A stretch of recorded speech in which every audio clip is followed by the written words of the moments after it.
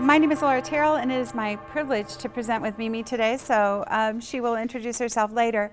We wanted to look at, because STARTALK asked you all to be very deliberate this year about turning in the before, during, and after lesson plans.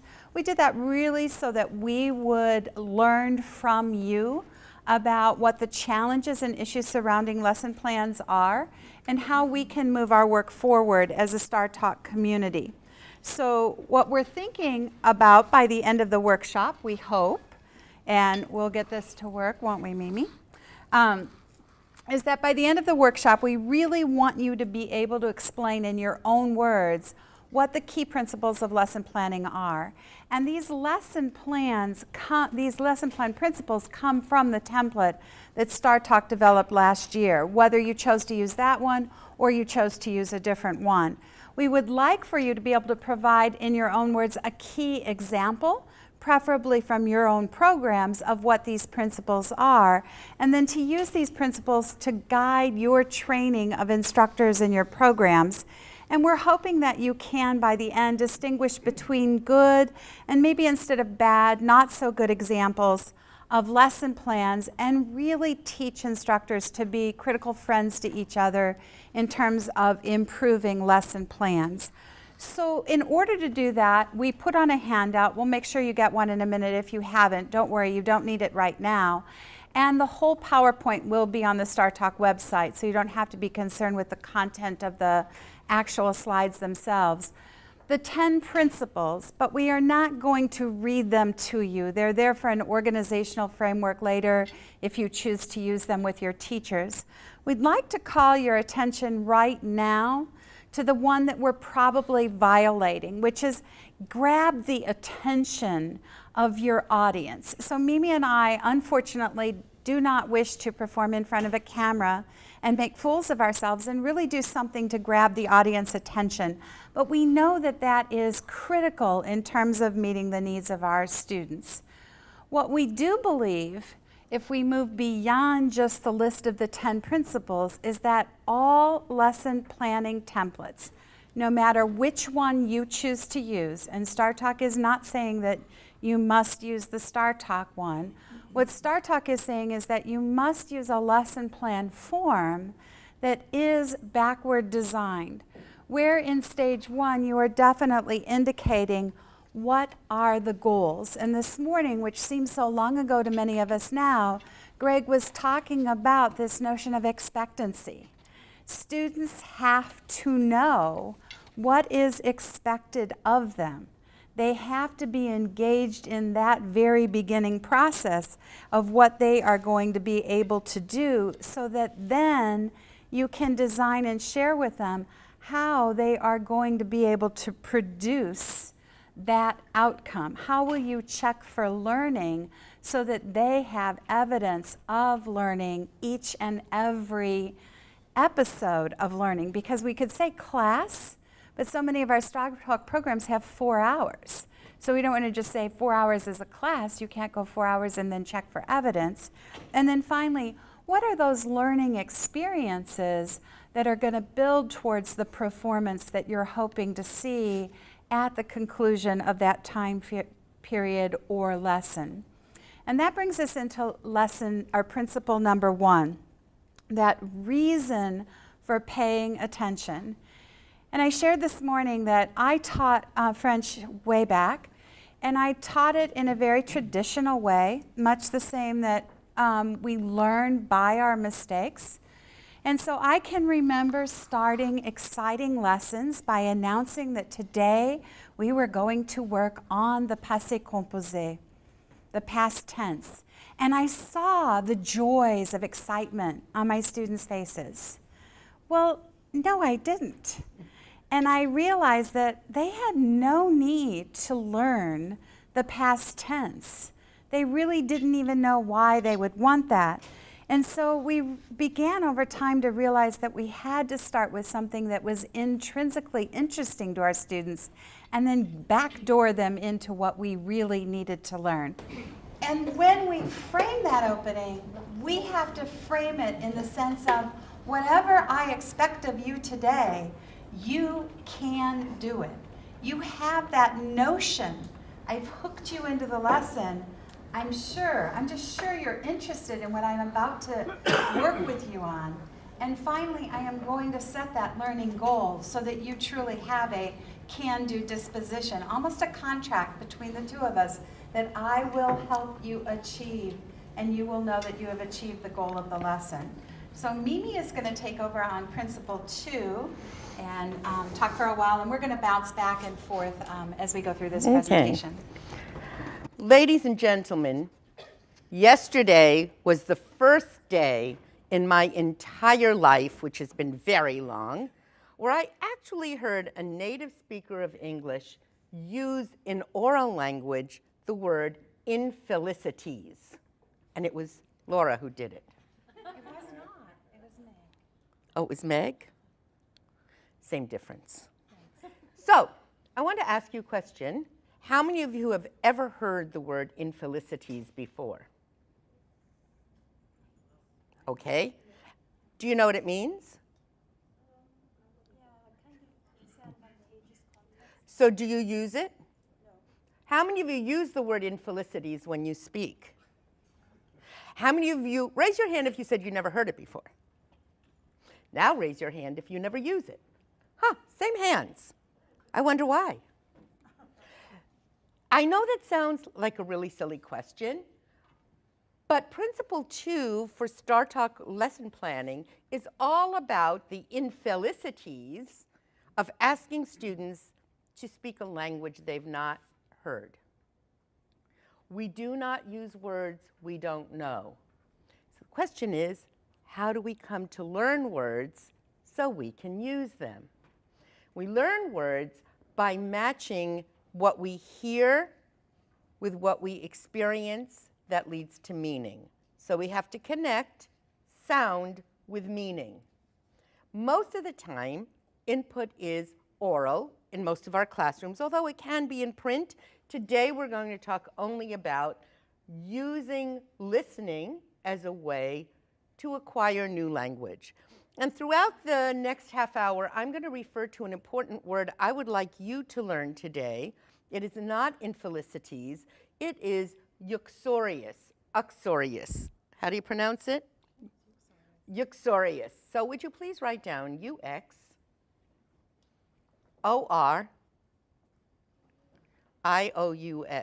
And I have to say that this is the first time in many years that I actually looked up a word in the dictionary. And when I found out what it meant, I was so excited that I decided to share it with you. Now, I've been a foreign language teacher almost all my life, which is really long. But the sad thing is, mostly I've been a bad foreign language teacher. And so one of the things that I didn't realize was how to make sure that students knew what they were saying. Now, I also was a bad mother, and I raised a real smart alecky kid. And when I raised this smart alecky kid, most of his teachers did not like him. And one of the reasons they didn't like him was something like this. He would learn a word in school, and then he was told to write 10 sentences with that word. So here's what his sentences sounded like. I have used uxorious in a sentence. Sentence 2. Uxorious begins with the letter U. Oh my God. Sentence 3. I do not know what uxorious means. Sentence 4. I have never heard anybody use that word either. Excuse me, not that word, uxorious. So you can see that it is possible to write 10 sentences and not have any idea of what you are saying. And I think one of the dangers in foreign language classrooms is that we can get kids to say things without having any clue about what they were saying. Now that's a bad thing, because one of the few things that researchers all agree on about language acquisition is that it begins with connecting meaning to either sound or print. We learn words by figuring out what they mean. And we learn that better if we're figuring it out than if somebody just tells us what the word means. Have you ever been in a situation when you're in a place where your language skills are less than native-like, and you ask somebody, how do you say something? and they tell you, how long do you remember that? Sometimes not long enough to say it when you need it, right? Because just listening is not learning any more than telling is the same as teaching. So the job of the teacher is to make the student do work in their brain. One of the few things I'm going to say today that's worth writing down is the following. Learning results from work that takes place in the head of the learner. And work is another way of saying cognitive processing, thinking. Deep processing and deep thinking helps students store information in their memory bank so that it's available to retrieve it when they need it. So what do we do to help students do some kinds of deep processing is that we have to give them many opportunities to hear new language, whether it's vocabulary or structures, used in meaningful contexts often enough that the students can learn what they mean by figuring it out before we ask them to speak those words. How long should before be? I don't think there's a number I can give you, but I can say that you have to check for evidence that kids have understood the language, the new words, the new language, and can respond appropriately to when they hear it before you can ever ask them to produce it. So I'm going to show you 2 videos, and I'm going to ask you, if you were a student of one of these languages, which of the videos do you think would help you learn language more and why? If you're not sitting near someone you feel like talking to later, you might want to think about making sure that you are near someone that you think is willing to listen to you by the end of the 2 videos. And if you can't find anybody who's willing to talk to you, I'll come down there.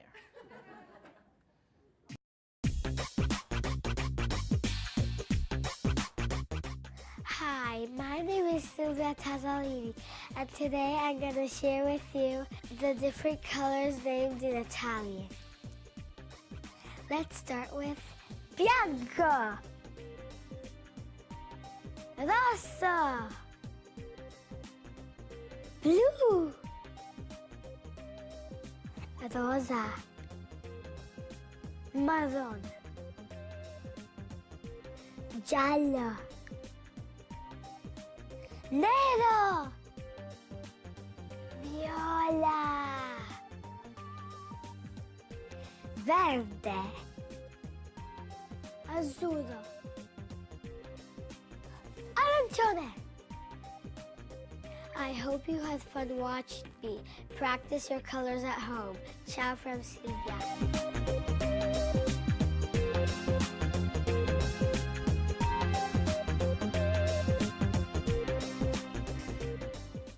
So, question 1, how many words in Italian did you just learn?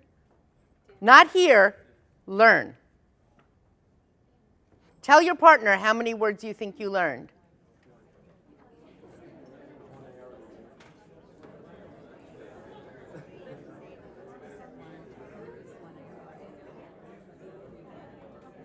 And if you know Spanish. Okay.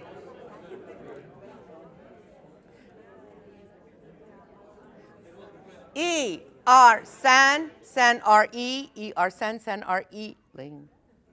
Okay, so, in case you know Chinese already, that was Chinese. Did I tell you that I went to China once? Did I tell you what I learned about Chinese people? So, it's okay to tell. Honestly, what I learned when I went to China is that Chinese people speak Chinese really well. They just have one problem that I discovered. They do not understand spoken Chinese. Now, how do I know this? Because I spoke Chinese to a lot of people and nobody understood it. Nobody understood their own language. So I have firsthand evidence that they need to work on listening comprehension. All right, so how many of you think that was a highly effective video? Highly effective. All right, how about, it was okay. I could have learned something from it. How many of you thought, I could not take a test right now on the 10 colors that were presented? Okay. So the question is, how much do you have to hear?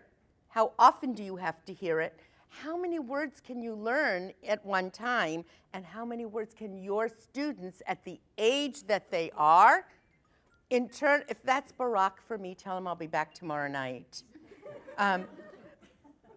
How many words can your students internalize in a single lesson, in a single day, considering how many lessons a student might have in a full day STARTALK program? Okay? Now, we spend a lot of time when we talk about lesson planning on comprehensible input for two reasons. Number one, if you cannot make yourself understood by the students, nothing else matters. Remember we asked teachers to stay in the target language at least 90% of the time? But if you're in the target language 90% of the time and the students don't understand you, that's a disaster waiting to happen. The job of the teacher is to use the target language at least 90% of the time in a way that is understandable to the students. And that is not an easy thing to learn how to do. The other reason that we spend so much time on it is, I forgot, because it is the number one thing that helps students learn language. If you don't understand what a word means, if you have not processed it for meaning, it will not be stored in long-term memory. And if it's not in your memory, if it's not in your brain, it's not going to come out in your mouth. So the term that most of you have heard before, that you've seen in the professional literature, is called comprehensible input. Input that's comprehensible. Language that is understandable to whom? To the learner, to the students, not to you. So knowing how to make that language understandable to the learner is one of the key strategies that program directors and instructional leads in student programs need to help teachers learn how to do. And if you're in a teacher training program, you need to help teachers learn how to do this.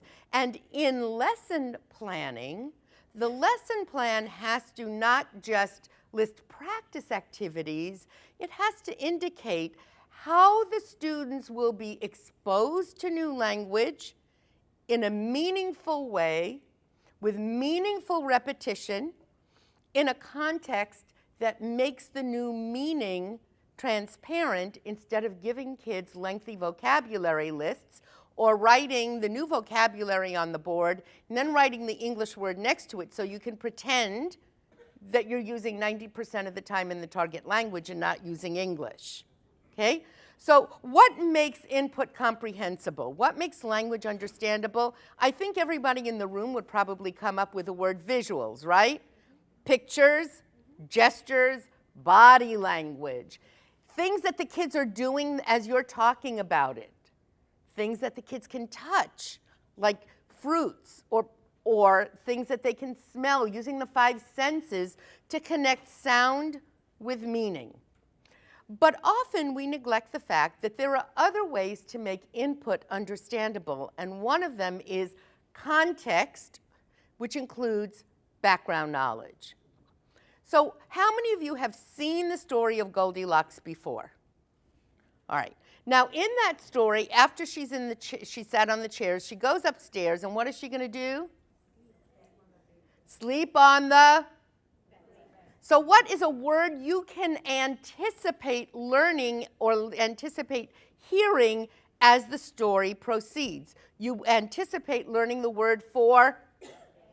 What else might she say? Big and small. And because this particular video adds words that are probably not necessary to the storytelling, but you've noticed them already, what did we try to teach? Okay, grande, mediano, pequeño, or at least understanding. We don't expect you to say it. And the numbers for 1, 2, and 3. What helps you figure out the meanings of unknown language sometimes is what you already know. What you already know helps you learn new things. And what you already know can be the context, like a story, or it can even be language. So if I said to you, it was a windy day, so we went outside to play with our papalote, you might assume that the meaning of a papalote is, show me with your hand what you would be doing if you were playing outside with your papalote. Thank you. You think it's a kite. So one of the things is you have background knowledge. On windy days, there's a particular thing that kids play with. So while ball and bike might be not technically incorrect, the best guess for a learner would be kite. So that is their world experience, but it's also language background knowledge. I know the meanings of the surrounding words that helps me learn the meanings of new words. And when you're dealing with abstract concepts and older learners, because not everybody here teaches beginners, sometimes we have to teach new words using other words because you can't bring a picture of justice to class, as we might have to do in an immersion classroom. So these are the 3 things that make input comprehensible. So I'd like to move on to principle 3 because it goes along with principle 2. Not only do you have to be understandable, but you have to give kids access to that understandable language over and over again so kids can learn it. Now, I have already said uxorious at least 4 times. Have you learned it yet? Could you use it meaningfully? No, because I didn't give you any context for it, right? But I've used it I've used it maybe 7 or 8 times. So part of what you need to pay attention to is that students need to hear new words and expressions. Now listen to this part. Used in highly visualized contexts that make meaning transparent. And the meaning of uxorious is not transparent. But I'm going to tell you, should I tell them what it means? Okay. I was reading a novel, and I came across this word, and it's the first time in maybe 5 years I ever looked up a word in a dictionary, and boy, am I glad. Because here's, ladies, guys, close your ears. Here's what uxorious means.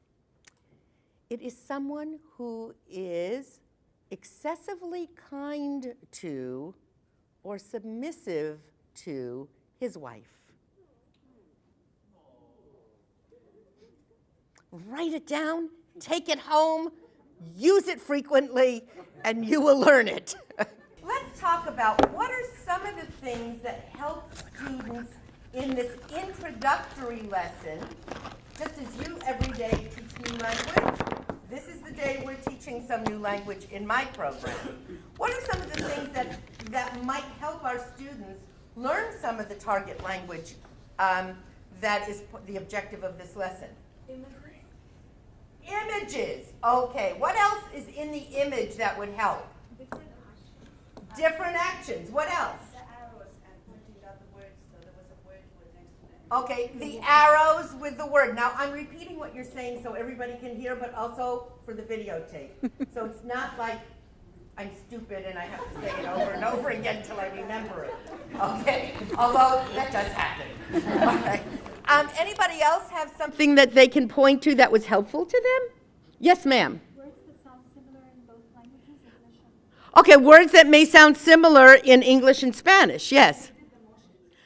Okay, so the body language, the motions, the gestures. Are you there? Doesn't help. Yes.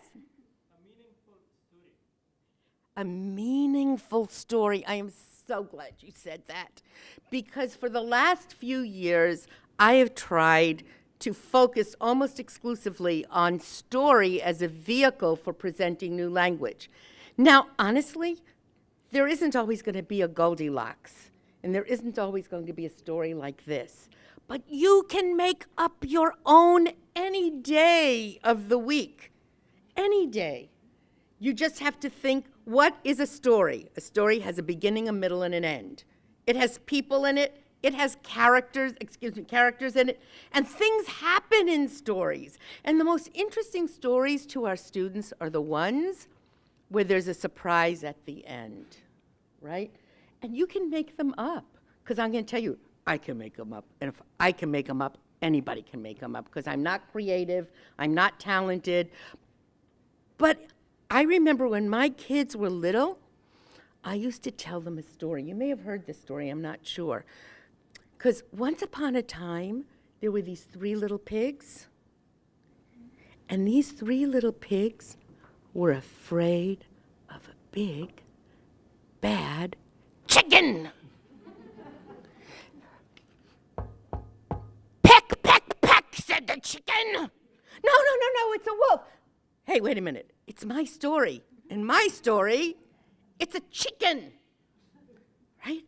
You can start from things that already exist, or you make up the story because the story allows you to say these words over and over again. But when you're saying them, it's because the words have meaning, because they're relevant to making meaning from the story, and because the students are hearing it used repeatedly in a meaningful context, they're more likely to internalize those words than words that just happen like this. So this is a flashcard that comes from an ESL kit to help remedial learners who have not learned English well enough. And it's a flashcard. And so I'm going to teach you a word. It's not in English, but I'm going to teach you a word today. And the word is Asgard.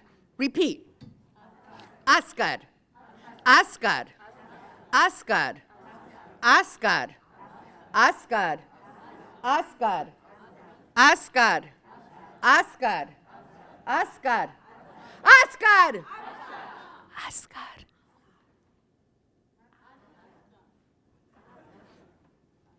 Every time I show you this picture, you will say? Okay, turn to your partner and talk and use the word Asgard in your greetings. Raise your hand if you think you know what Asgard means. Anybody? Yes, ma'am. Run? How many of you think it's run? Oh, come on, you can raise your hand higher than that. How many of you think it's run? Good, you're wrong. See, Greg taught this morning about feedback. Wrong is the feedback. Okay, not the best, but okay, who else thinks they know what Asgard might mean? The name of the boy. How many of you think Asgard is the name of the boy? You're wrong too. Asgard, anybody? Fast! You got it! But the problem with hearing the word over and over again is that you can repeat it. Your students can look at a picture and tell you exactly what you expect them to say, and you'll never realize they have no clue about what the word means. And if they don't know what the word means, they will not use it. You can't get kids to be speakers of a language without them knowing the meanings of words. And if you forget anything else from today, this is the second thing I said that's worth writing down. And because of that, I'm done. I'm going to let Laura tell you the important things. Principle 4. So Mimi said as she was talking that the story had to be meaningful and relevant, interesting, cognitively engaging. So the story matters a lot. And Principle 4 speaks to some of that also, because what we're saying there is that the purpose for using these words, the purpose for choosing to embed words in a story, it has to be in a context that is relevant and meaningful to the learner. So we have asked you in STARTALK to write can-do statements probably in every single document that you prepare for us. And we put together a list of can-do statements that I know you can't read, but that you might be able to go back to if you want some more examples when you're working with your teachers. But just pulling out a couple of those, what I would like to ask you to do is take a minute with your partner at your table and think about these can-do statements, asking yourself, if I write these as the goal of my lesson, if this is my intent by the end of a lesson, is this a can-do statement that is actionable? Meaning, do I see in my head what students would be doing at the end of a learning episode to show that they had acquired and can use the language? Is it something that I can check for understanding? We don't have time for you to process all 5, so just scan them quickly and pick one that you would like to talk about for a minute with someone at your table. So let me, because of time,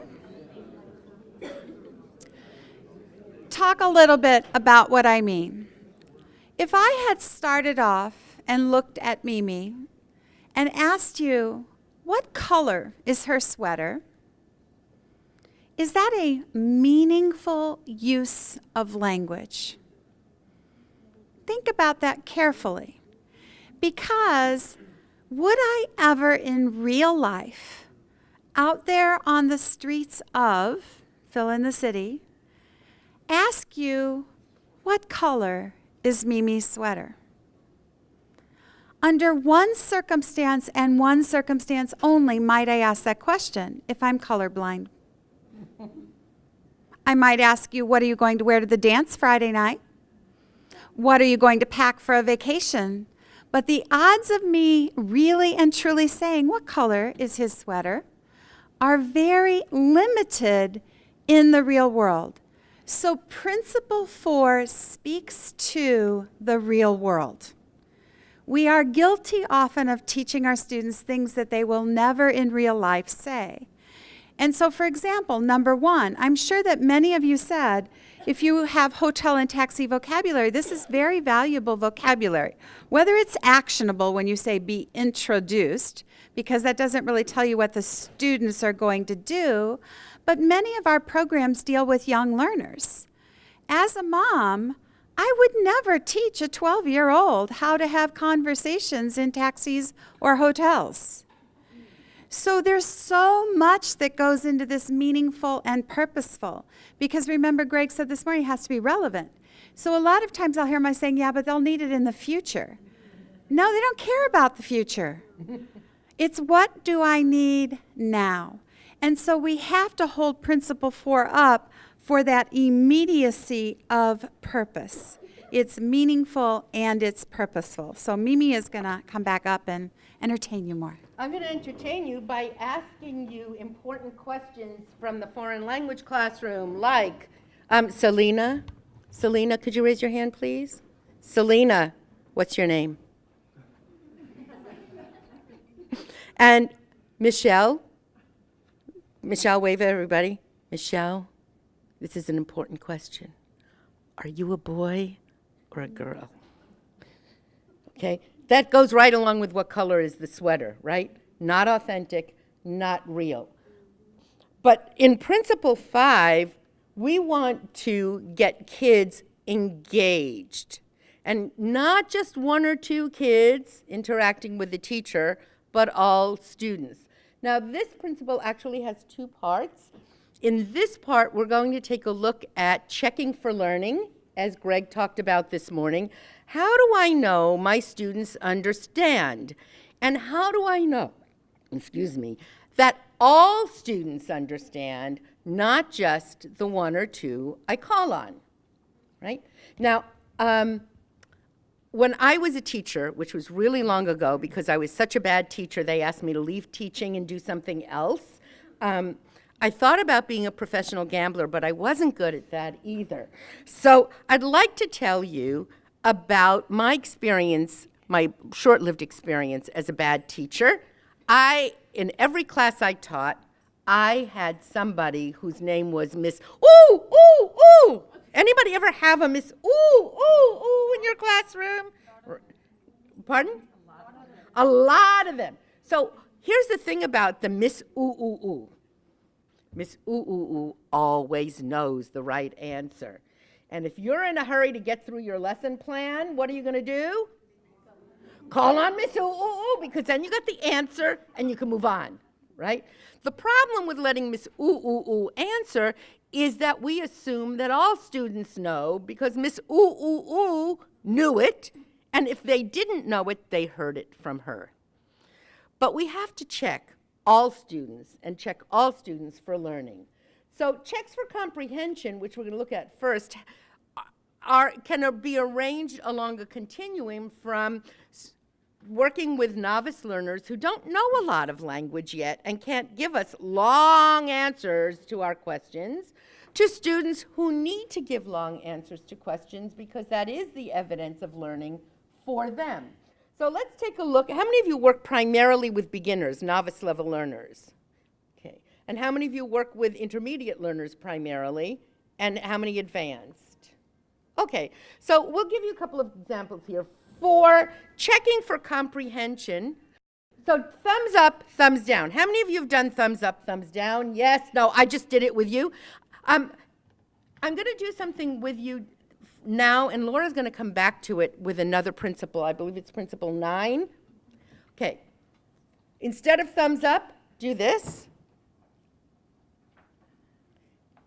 And thumbs down instead would be this, okay? So, el perro está en el agua. El señor baja al agua. La señora no está en el agua.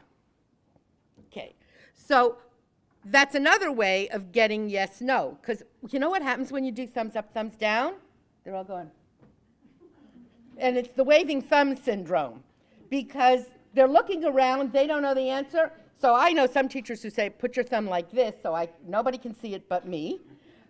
But we're going to talk later about why other approaches to the yes, no, besides just using your thumbs, are a useful tool.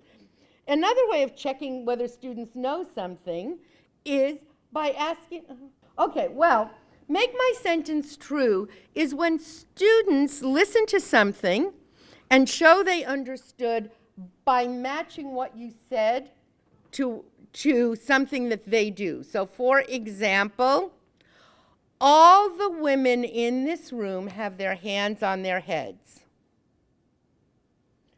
All the women in this room have their hands on their heads. You made my sentence true, okay? In your classroom,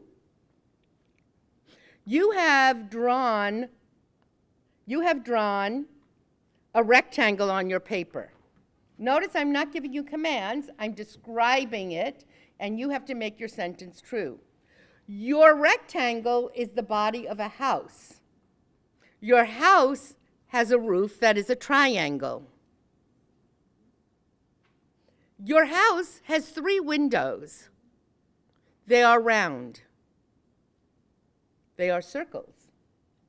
Okay? So let's make my sentence true. Hold-ups, which is what the 24 was supposed to be, are when students show you their answer by writing on a whiteboard or something like a whiteboard. So instead of saying their answer out loud, where you can't tell who said what, when every student holds up their answer, you can see visually whether their answer was correct or not. Do as I say. How many of you have heard of TPR before? TPR, total physical response. Think of TPR as sort of Simon Says without having to say Simon Says every time. You give a command, the students carry it out.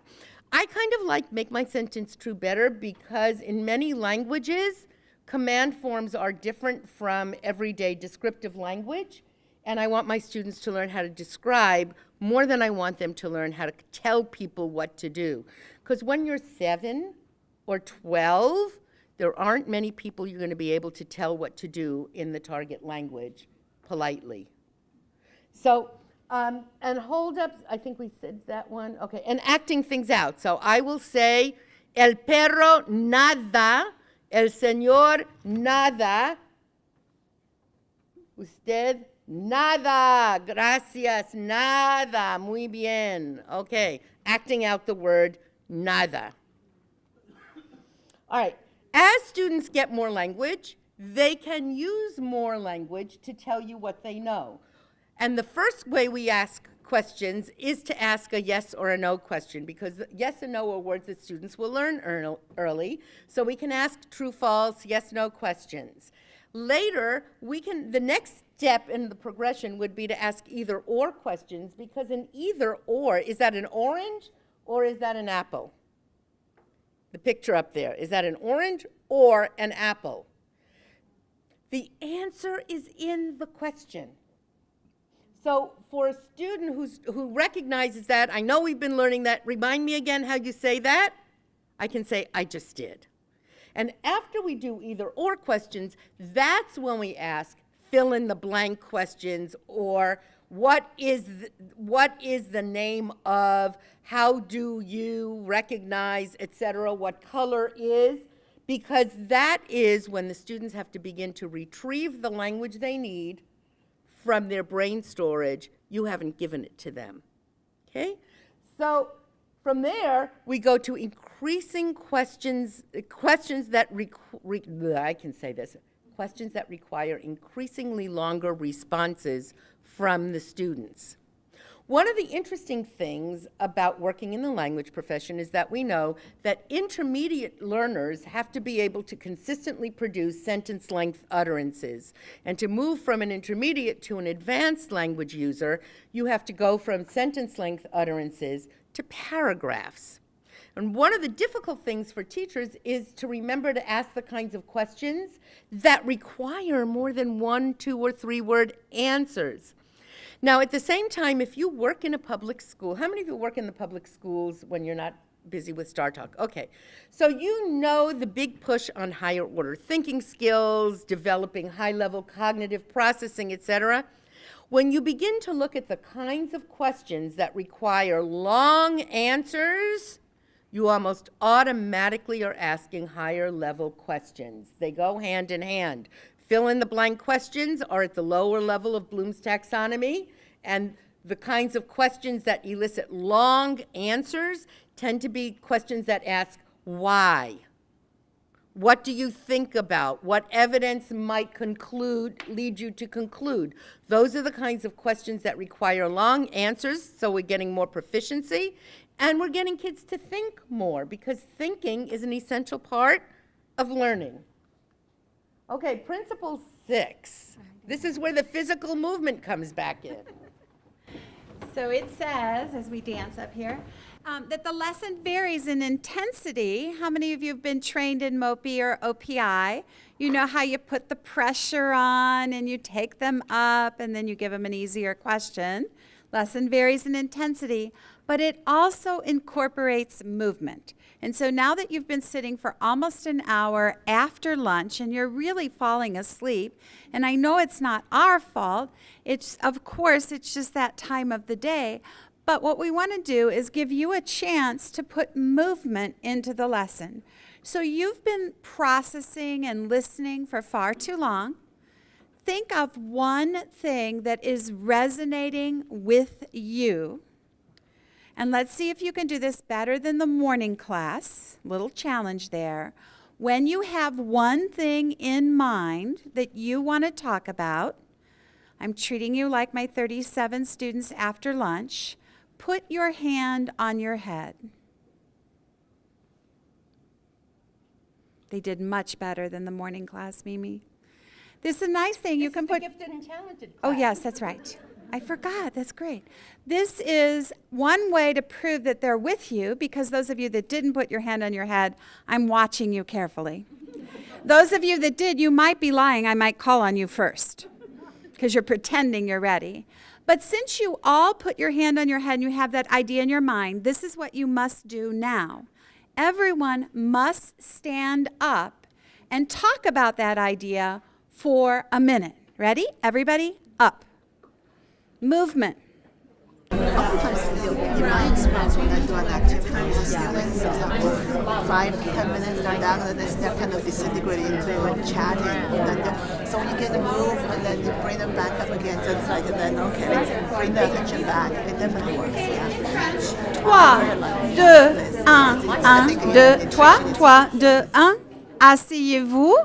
Asseyez-vous. 3, 2, 1, 1, 2, 3. Asseyez-vous. So if we're thinking about movement,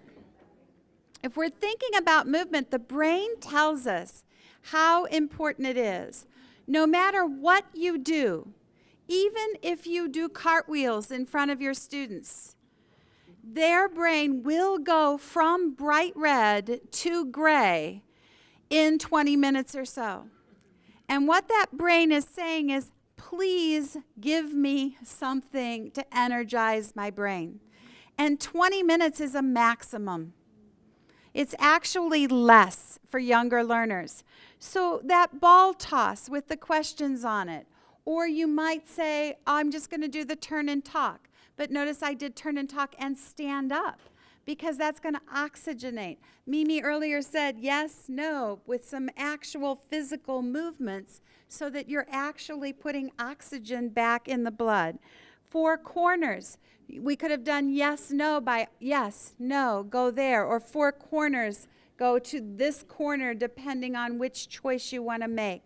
But it's critically important that we get young learners up and moving, even if we're teaching teachers, because we must model. We're good at sitting for a day, but let's face it, you all have been sitting since 8 o'clock this morning, and you now have newfound empathy for your students, because you're now being reminded of what it's like to do that. So Mimi's going to do the next principle, and then I'll be coming back up to finish. And just something Laura said reminded me that we should be constantly reminding you that if you are, how many of you work in a STARTALK teacher program? Okay, your teacher program not only has to teach teachers how to plan effective language lessons, but also to incorporate these principles and understand what they are in their lesson plans.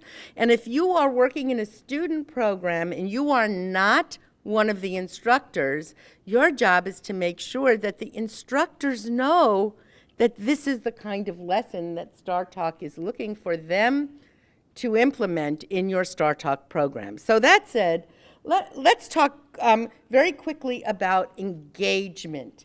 Now, for those of you who are young enough, let me make it clear we are not talking about anything related to weddings. When we talk about engagement, we're talking about student engagement in the classroom. And so what I'd like for you to do is think for 17.4 seconds, and I will time you. Ready? Begin with this question. What is student engagement? Ready? Begin.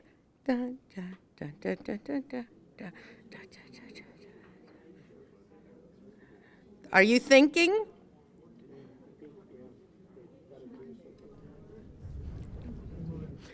Okay, please feel free to tell a partner what you think engagement means. Student engagement. Okay, may I have your attention, please?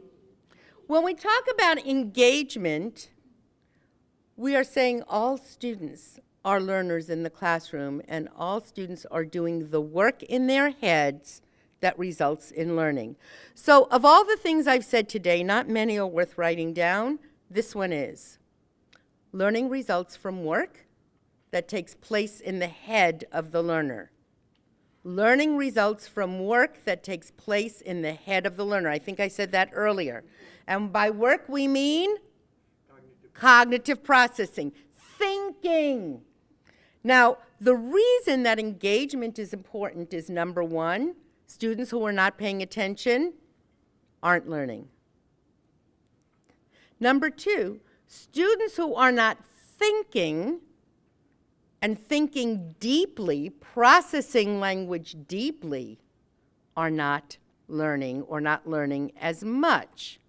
So every student has to be doing the work, not just Miss Ooh, ooh, ooh, right? When you call on Miss Ooh, ooh, ooh, most kids are not even listening to what she has to say.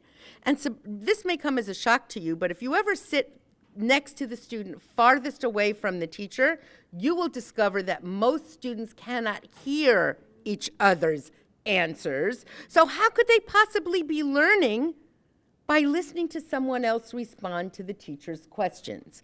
So engagement is important because each brain has to do its own work, because paying attention results in learning. It means every student doing something, but it does not mean, when I say, are there different types of engagement? Go into a classroom of students who've been asked to color the different fruits that they learned to say in the target language that day. And while those children are busily drawing red on the apples and yellow on the bananas and the oranges on the oranges, what do you think is going on in their head? Because I can tell you it is not much. It is not language. As they're sitting there coloring the apple red, they are not saying, apple, apple, apple, my apple is red, I have a red apple, look at my red apple, is your apple red? They are thinking, I like to color. This is a nice crayon. Look, I stayed in the lines. But they're not learning language, right? Play fly swatter in your class? Some people play fly swatter. Who's doing most of the learning? The teacher. And who's doing the second most amount of learning? The kids who have the fly swatter, right? The kids who are sitting and watching may not be learning anything at all unless you give them their own fly swatter task to do with a partner. The idea is everybody's brain has to be working, so you have to ask yourself as you look around as the teacher, what do I see students doing, and do I see any evidence that their brains are engaged in a meaningful way? Now I said meaningful because, like many of you, Saturday nights I can sit with a bowl of popcorn and be engaged with some kind of fluff on TV. And I'll tell you some of my fluff after the session.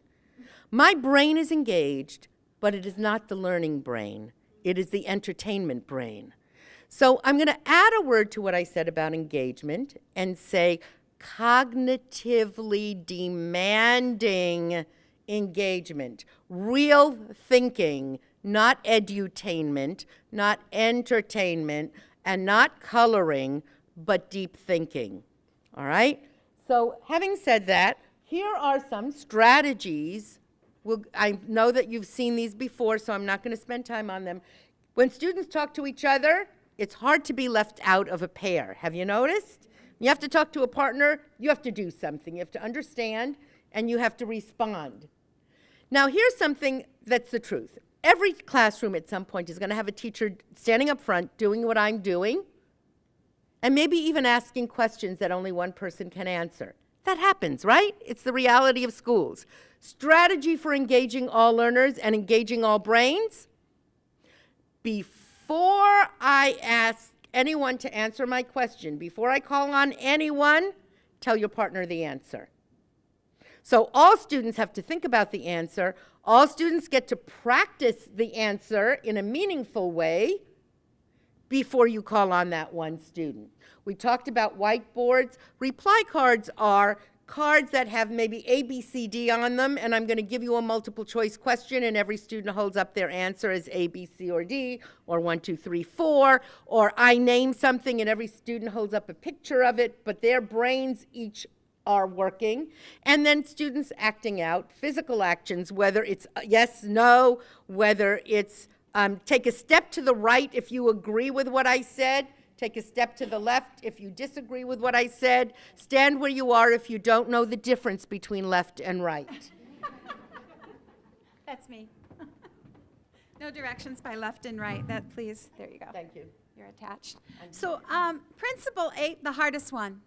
I think it really is the hardest one because we have all been in situations with textbooks where we have just done what was there. And so I know that for many, many years, I did the typical restaurant skit, the server and the customer. I did. I put them over there. So when you're thinking about that restaurant skit, really? Do you see that 13-year-old as a future server in France, and that's why you're teaching them to be the server? So when we talk about meaningful and unrehearsed, what I came to understand at a very basic level is that I would never, ever, ever again hear a student say, I can't do it today because my partner is absent. Because as soon as a student has an assigned partner, that they have worked out a skit or dialogue and prepared it in advance, it is no longer truly meaningful, and it is certainly not unrehearsed. So be honest. How many of you have rehearsed a dialogue in your head to have with your significant other or a teenage child? Could you just raise your hand and prove that you're part of the human race? You know how those dialogues go? You think about what you're going to say, and you anticipate their answer, and then you'll say, and then they'll say, and pretty soon everything will be fine. But what happens when you start that dialogue? Darn if that other person doesn't have a different rehearsed dialogue in their brain. And pretty soon you're yelling at each other and trying to make meaning. So what we want to do, to the extent we're possible, we know many of you work with novice learners, train teachers for novice classrooms. Yes, it's going to be memorized, but can we change up the partner or change the picture they're talking about? Or cycle back in some language they learned 3 days ago to add on to the next one, inviting them to be creative. Meaningful and unrehearsed means that when they travel abroad or when they meet a speaker in their home community, they will be able to do something. I spent 8 years studying French, and I had good French instructors, but I was not really ready for my first experience in France. They spoke this language that I hadn't learned. And I'm sure that many of you have had that experience of studying language in the classroom and feeling that you did not learn the language. So what we're really preparing students for in the classroom is the game, the football game on Sunday. You're running the drills, you're doing the practices, but everything that you do looks like it's going to happen in the game. So that's Principle 8, and that one is really, really challenging. We have to hold ourselves accountable for real-world language. Principle 9, I think, is the one that, when you're training younger teachers, is one that I wished we had known when I started teaching, because it deals with instructional time. And so since it deals with instructional time, it actually is giving guidance to us about how to put the lesson together. I've had many teachers say to me, okay, I get it, but now what? What do I do first? What do I do second? And this is the principle that speaks to, we know a lot about how the brain learns. Those of you that have been in a classroom recently, when is the energy the highest? Absolutely at the beginning. You have to settle them down. They come in excited, not about your class necessarily, but from the hallway, whatever's been happening. They are interested in learning. Susa refers to it as prime time 1. And what that is telling us is that if we can grab their attention, the way Greg said this morning, get them interested in that lesson by what we present in the first couple minutes, hook them.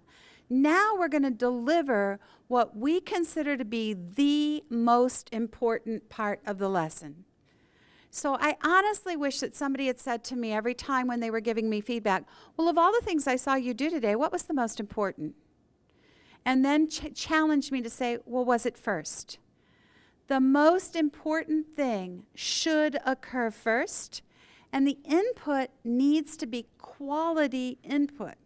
Correct language, good pronunciation, whether that is a story you've made up to convey information in language, whether it's your authentic video, it's when you want to work the hardest because they're with you. no matter what you do, they are going into what Sousa calls downtime. But he doesn't mean downtime in the sense of, okay, let's take a nap. He means downtime in the sense of, wait a minute, you've been giving me way too much information. Please allow me to talk about it, to do something with it. So now we've moved from the I do, more teacher-centered input, to the we do, let's do something with it. What brain research tells us is that you will remember most out of what we've done today, those items where we allowed you to turn to your partner and talk. That will be your takeaway because you had processing time on those items. This is a way of lowering the intensity level of the class also because it's comforting to turn and try to apply it.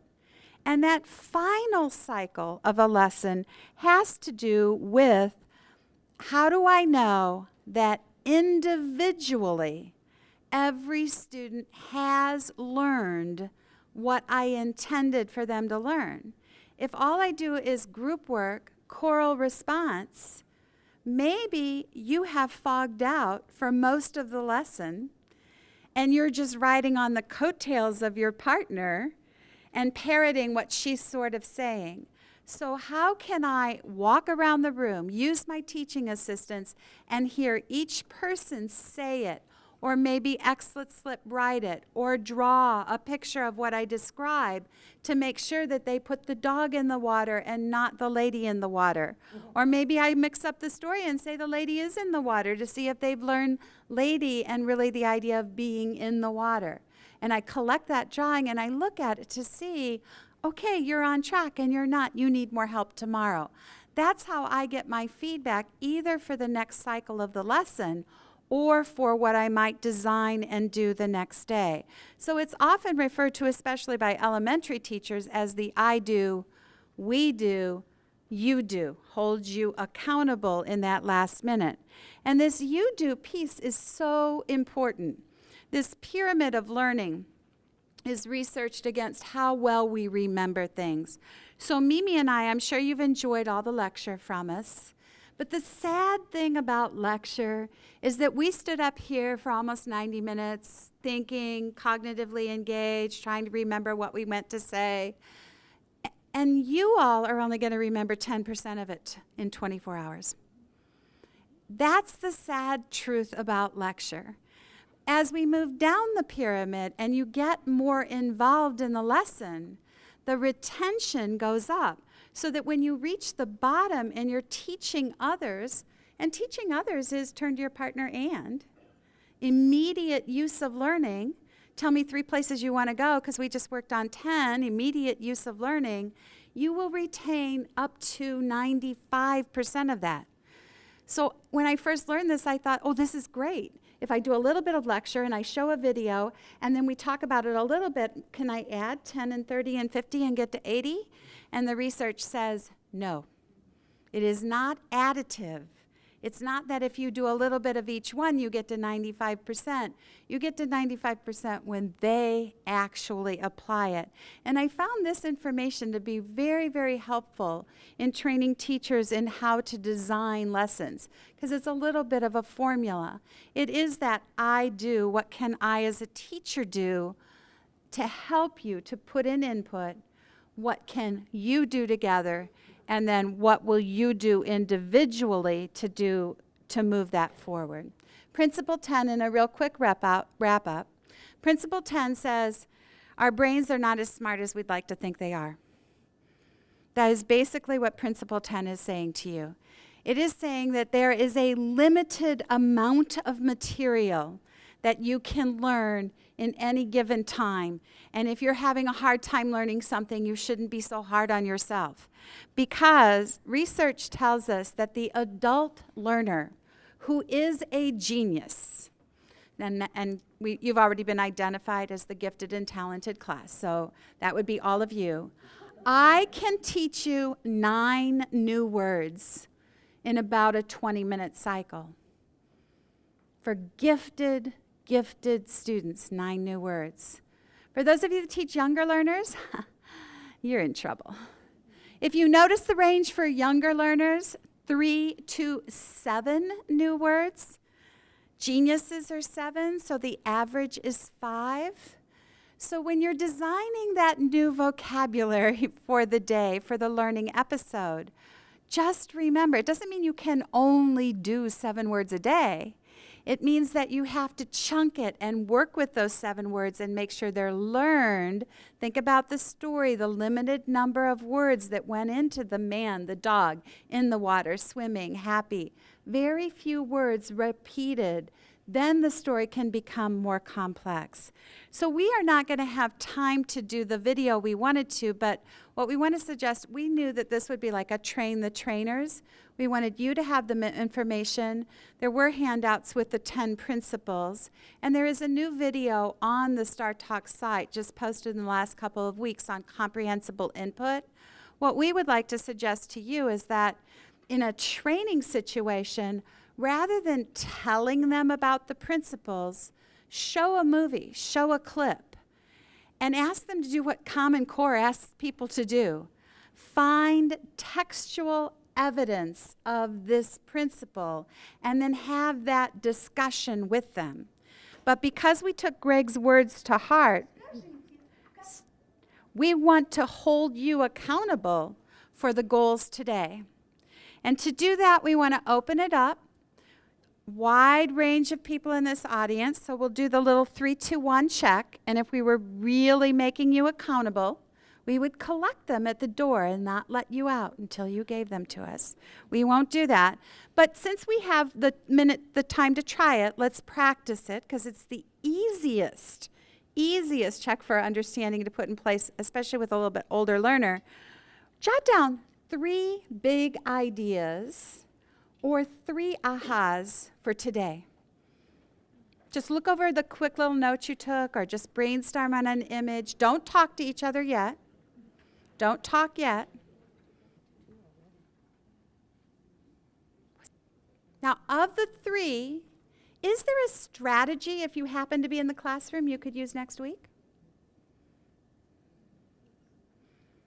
Or 2 strategies that you might use next week?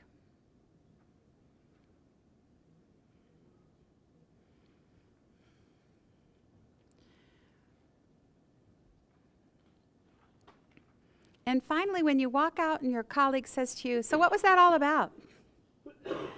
What was the biggest aha? That's the one you're going to be talking about in a second.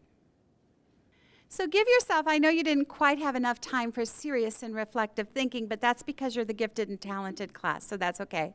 Give yourselves a minute to turn to your partner and talk over whatever you did jot down, because that's what you're going to remember 48 hours from now.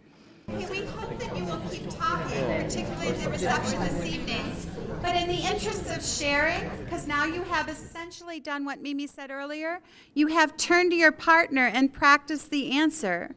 I could call on any one of you, and you should be ready at this point. But being a nice, kind teacher, I will not pinpoint anyone.